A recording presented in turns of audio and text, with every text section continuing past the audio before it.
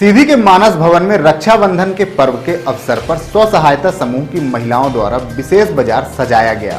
छोटे से भवन में दर्जन भर से अधिक स्टॉल लगाए गए, जहां महिलाओं ने अपनी हाथों से तैयार किए गए विभिन्न उत्पादों की बिक्री की है।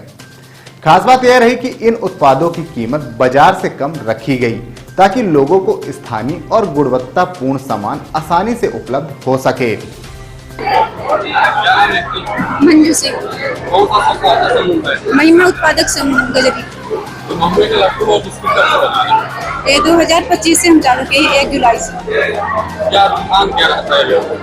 इसमें रुझान सर बहुत सारे आते हैं। जैसे मान लीजिए जो हम बनाते हैं इसमें तो पहले तो बात है कि शुगर फ्री है, छोटे बच्चों के लिए भी बहुत हेल्थी है। जैसे मान लीजिए जिनको बात हो गया उसके लिए भी बहुत ही लाभदायक।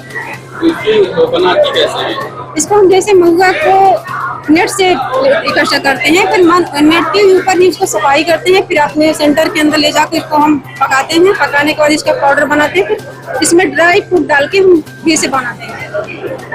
कहाँ तक क्या चुका है? ये मेरा जैसे पहले स्टार्टिंग को हम अपने ब्लॉक स्तर गाँव से शुरू किए हैं, अब तो हमारे जिले में जाने लगे। जैसे मान लीजिए खजुराहो गया, भोपाल गया, जहाँ रोजगार मेले लगते हैं, मेले मिले। अगले मतलब 26 जनवरी में कलेक्टर सर के आदेश के अनुसार हम लोगों ने स्कूल में वितरण किया। इस साल 15 अगस्त में भी हम लोगों ने 8 कुंटल का वितरण किया।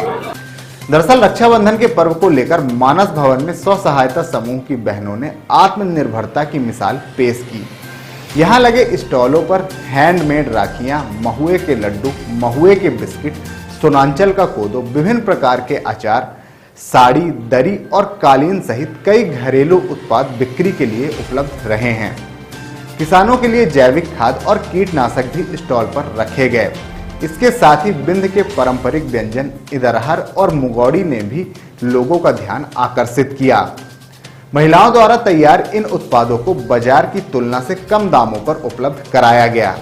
कार्यक्रम में स्थानीय विधायक रीति पाठक और जिला कलेक्टर ने भी पहुंचकर उत्पादों की खरीदारी की और स्व सहायता समूह की महिलाओं का उत्साह वर्धन किया है। इस आयोजन से महिलाओं के हुनर, स्थानीय उत्पाद और आत्मनिर्भरता को बढ़ावा देने का संदेश भी सामने आया है। क्या नाम लिखती? अपना नाम संगीता मिश्रा। मेरे समूह का नाम है आस्था महिला स्वयं सहायता समूह, जो मेरा ये भवानी दाल उत्पादक समूह मजेटी खुर्द का है। इसमें हम लोग दाल उत्पादक कर रहे हैं जी। और कोदो का भी उत्पादन कोदो का समर्धा में हो रहा है सर। जय माँ दुर्गा भवानी दाल उत्पादक समूह में, जय माँ दुर्गा समूह में हो रहा है इसका कोदो का जी। क्या लोगों की डिमांड क्या है? लोगों को डिमांड है, बहुत ही अच्छी है ये डिमांड। इसमें कोदो की बहुत ही अच्छी डिमांड है, ले भी रहे हैं लोग, खरीद भी रहे हैं। और ये हमारे स्वास्थ्य के लिए बहुत ही लाभकारी है। इसमें मतलब हमारा शुगर कंट्रोल रहता है। अगर हम कोदो का यूज करेंगे तो हमारा शुगर कंट्रोल ही रहेगा और हमारा स्वास्थ्य भी सही रहेगा सर जी।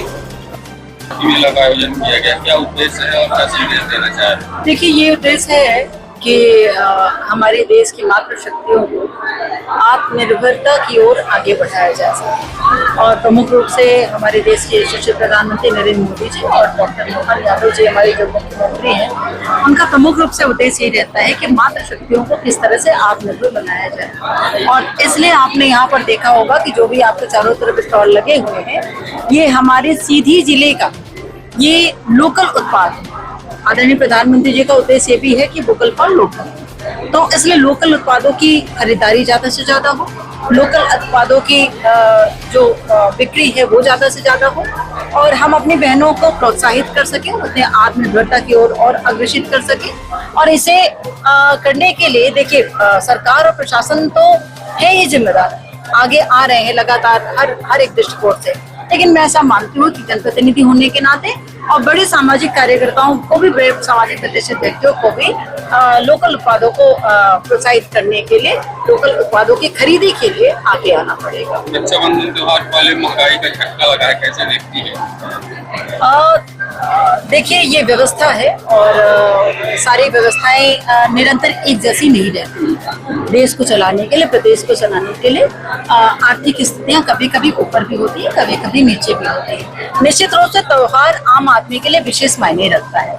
और हर एक त्योहार में आर्थिक रूप से वो यही कोशिश करता है कि सारी चीजों की व्यवस्था हो पाए और जो भी आर्थिक रूप से उपयोग हम ज्यादा करते हैं उसको हम कैसे मैनेज करें, उसकी ये चिंता रहती है। तो मैं ऐसा मानती हूँ कि सरकार इसके लिए पूर्ण रूपेण चिंता करेगी और आगे आने वाली स्थिति में सारी चीजें बैलेंस हो, इस पर जरूर काम होगा सरकार के।